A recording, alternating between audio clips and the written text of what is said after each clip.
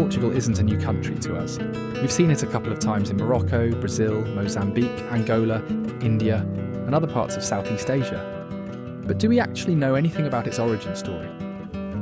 Before this place had a name, there was just a strip of land on the western edge of Europe inhabited by Celtic tribes and Lusitanians.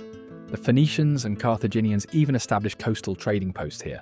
So one thing's for sure, everybody wanted it. Then the Romans showed up in 219 BCE. They called the province Lusitania and built the roads, temples and cities that laid the foundation for the region. Then came the Visigoths, and after them, the Moors from North Africa. The Moors held the peninsula for centuries. They were sophisticated rulers who brought advanced irrigation, mathematics, and distinct architecture. In fact, you can still see their fingerprint in the whitewashed villages of southern Portugal today. But the Christian kingdoms in the north had other plans. The year was 1096. A French nobleman named Henry of Burgundy helped Alfonso VI of Leon push the Moors back. As a reward, Henry was handed a small county in the northwest, the County of Portugal, named after the city of Portucalu, also modern-day Porto. It was essentially a military buffer zone, but his son had bigger ideas. See, Afonso Henriques looked at the land his father left him and decided it wasn't enough. He fought his own mother for control and expanded south. In 1139, after the Battle of Eurique, his soldiers acclaimed him King of Portugal, not a count, a king of an independent country. As you can imagine, the neighbouring kingdoms of Leon and Castile weren't thrilled, but Afonso was persistent. In 1143, through the Treaty of Zamora, they recognised his title. In 1179, Pope Alexander III made it official. Portugal became a real country, one of the first true nation-states in Europe. And its borders, they've barely moved since. So the kings that followed spent the next century pushing south, taking back land from the Moors, piece by piece. It was a campaign they called Reconquista. Quite fitting, don't you think? By 1249, the last Moorish strongholds in the Algarve fell. Now what do you suppose happened after all that? I mean, once the fighting stopped? They built, of course. King Dinis, who they called the Farmer King, planted the great pine forests of Leiria, promoted agriculture, founded the University of Coimbra in 1290, and made Portuguese the official language. Then came 1385 when a massive succession crisis struck. The throne was up for grabs, and Castile was circling like vultures. See, at the time, a popular movement rose up behind an illegitimate son of the previous king, João, master of Arviche, and the people of Lisbon backed him. Thus the Battle of Ajaljubarrota took place. Castile was defeated, John I was crowned, and a new dynasty began. The House of Arviche turned Portugal's eyes from land borders to the deep blue.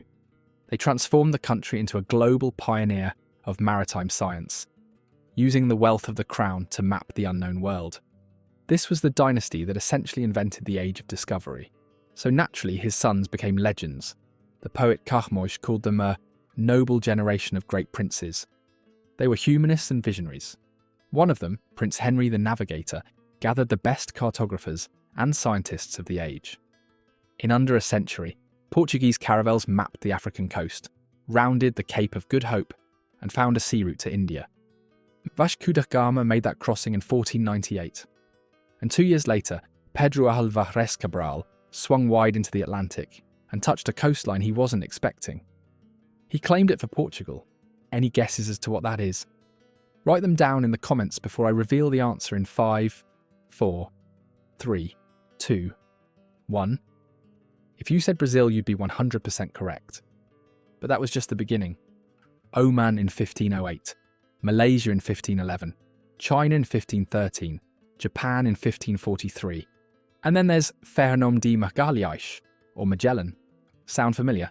He did plan and command the first circumnavigation of the globe starting in 1519, but he didn't exactly make it back. He was killed in a battle on the shores of Mactan in the Philippines in 1521, but his navigator, Juan Sebastián Elcano, was able to finish the journey in 1522. By doing that, they turned this giant, massive, undiscovered world into something more tangible, connected, even. And King Manuel I was so proud of it that he built the Jeronimos Monastery in Lisbon. Its stone pillars are carved with ropes, anchors, and sea creatures. He even added the armillary sphere, which is a navigational tool, to the national flag. However, pride eventually became a weight. See, in 1578, the young King Sebastião led a military campaign into North Africa and disappeared at the Battle of Alcácer-Quibir with no heir. So essentially the throne was left empty, and Spain's Philip II stepped in to fill it. For 60 years, Portugal and Spain were ruled by the same crown, but the Portuguese never accepted it as something permanent. That's why on December 1st, 1640, they took it back. Guillaume IV was crowned, and independence was restored. Now let's fast forward a bit, because our story picks up again in the 18th century. During this time, Brazil's gold and diamonds made the crown incredibly wealthy.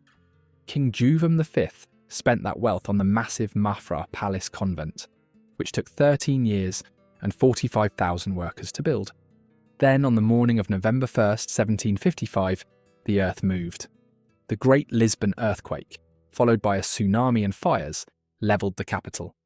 The shocks lasted several minutes, and up to 50,000 people died. The Marquis of Pombal, the king's prime minister, rebuilt Lisbon with an organised grid-like centre designed to be earthquake-resistant. Then Napoleon invaded. In 1807, as the French troops marched in, the royal family sailed to Brazil. And when the king returned in 1821, the age of absolute monarchy was dying. Naturally, a century of chaos followed. Civil wars, a constitutional monarchy, and finally a republic in 1910 after King Carlos I was assassinated. But the republic was unstable, because after 16 years of rotating governments, a military coup in 1926 led to the rise of Antonio de Oliveira Salazar. He stayed for 42 years, establishing the Estado Novo, or New State, which I can sum up into 3 words: authoritarian, Catholic, and conservative, meaning no free press and no opposition, and the people weren't having it. So on April 25th, 1974, citizens flooded the streets, and soldiers placed flowers in their guns. They called it the Carnation Revolution, and within 2 years, Portugal had a new constitution, which allowed for free elections. And in 1986, Portugal joined the European Economic Community. Now you'd think sitting right next to Spain, Portugal would feel like Spain. Same sun, same dust, same dry plateau going on forever. But apparently the Atlantic changes everything. Winds come in off the ocean and drop rain across the west coast, and suddenly you're in a completely different world. A world that's much greener, a whole lot wilder, and more rugged than anything Spain has going on a few kilometres or miles east. Not to mention Portugal is way smaller than Spain.